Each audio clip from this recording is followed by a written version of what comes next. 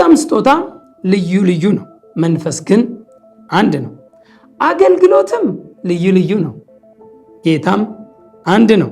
አሰራርም ልዩ ልዩ ነው፣ ሁሉን በሁሉ የሚያደርግ እግዚአብሔር ግን አንድ ነው። ነገር ግን መንፈስ ቅዱስን መግለጥ ለእያንዳንዱ ለጥቅም ይሰጠዋል። ለአንዱ ጥበብን መናገር በመንፈስ ይሰጠዋልና፣ ለአንዱም በዚያው መንፈስ ዕውቀትን መናገር ይሰጠዋል። ለአንዱም በዚያው መንፈስ እምነት፣ ለአንዱም በአንዱ መንፈስ የመፈወስ ስጦታ፣ ለአንዱም ታምራትን ማድረግ፣ ለአንዱም ትንቢትን መናገር፣ ለአንዱም መናፍስትን መለየት፣ ለአንዱም በልዩ አይነት ልሳናት መናገር፣ ለአንዱም በልሳኖች የተነገረውን መተርጎም ይሰጠዋል መንፈስ ቅዱስ። ይህን ሁሉ ግን ያው አንዱ መንፈስ እንደሚፈቅድ ለእያንዳንዱ ለብቻው እያካፈለ ያደርጋል። እነዚህ 9 የመንፈስ ቅዱስ ስጦታዎችን እስቲ በሶስት ዋና ዋና ሐሳብ ልክፈላቸው። አንደኛው የንግግር ስጦታ ይባላል፣ ጊፍትስ ኦፍ አተራንስ የሚባለው ማለት ነው። አንደኛው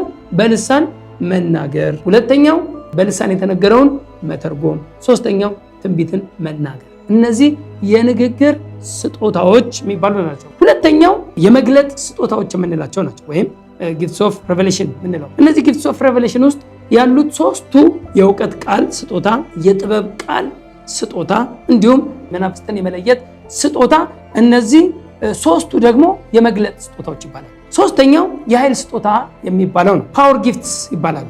እነዚህም የመፈወስ ስጦታ፣ የእምነት ስጦታና ታምራት የማድረግ ስጦታ ናቸው። ለምንድን ነው ጳውሎስ ይህን የጻፈው ወይም እንዲጻፍ ምክንያት ያደረገው?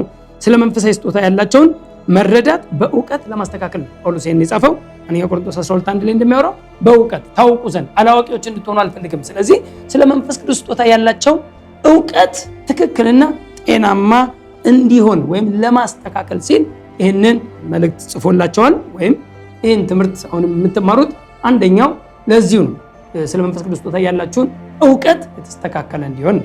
ሁለተኛው ስጦታቸውን በአግባብና በስርዓት እንዲሁም በፍቅር እንዲጠቀሙበት ለማድረግ ነው ጳውሎስ ይህን የጻፈው። ሌላኛው ስጦታቸው ከእግዚአብሔር እንጂ ከእነርሱ እንዳልሆነ ለማሳየት ነው። እነሱ ያመጡት የልፋታቸው ውጤት፣ የድካማቸው ውጤት፣ የመልካምነታቸው ውጤት፣ የስራቸው ውጤት እንዳልሆነ። እነሱ ሰርተው አላመጡም፣ እነሱ ለፍተው አላመጡም፣ እነሱ ጸልየው አላመጡም፣ እነሱ ደክመው አላመጡም። የነሱ የድካም ውጤት እንዳልሆነ እና ስጦታውን የሚሰጠው መንፈስ ቅዱስ እንደፈቀደ ብሎ ቁጥር 11 ላይ እንደወደደ እንደሚሰጥ ያንንም እንዲያውቁ ፈልጓል።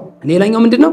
ስጦታቸው ሰዎችን ሊጠቅሙበት እንጂ ሊጠቀሙበት እንዳልሆነ፣ ወይም ሰዎችን ሊጠቅሙበት እንጂ ሊጎዱበት እንዳልሆነ ለማሳየት እኛ ውስጥ የተቀመጠው ስጦታውን መንፈስ ቅዱስ ሰጥቶናል፣ ተቀብለናል በምንለው ውስጥ ያለው ስጦታው ሰዎችን ልንጠቅምበት፣ ሰዎችን ልንረዳበት እንጂ እኛ እንድንረዳ ወይም እኛን እንዲጠቅም እኛ እንድንታወቅበት ወይም ስጦታዎቹ ሰዎችን ሊጎዱበት እንዳልሆነ ለማስረዳት ያሰበበት ሐሳብ ነው። በስጦታዎች ሰዎች መጎዳት የለባቸው። ስጦታ ከሆነ የመንፈስ ቅዱስ ስጦታ ከሆነ ባላዋቂ አገልጋዮች ምክንያት ሰዎች ሊጎዱ ይችላሉ እንጂ ስጦታው ለመጥቀም የተሰጠ ስጦታ ነው።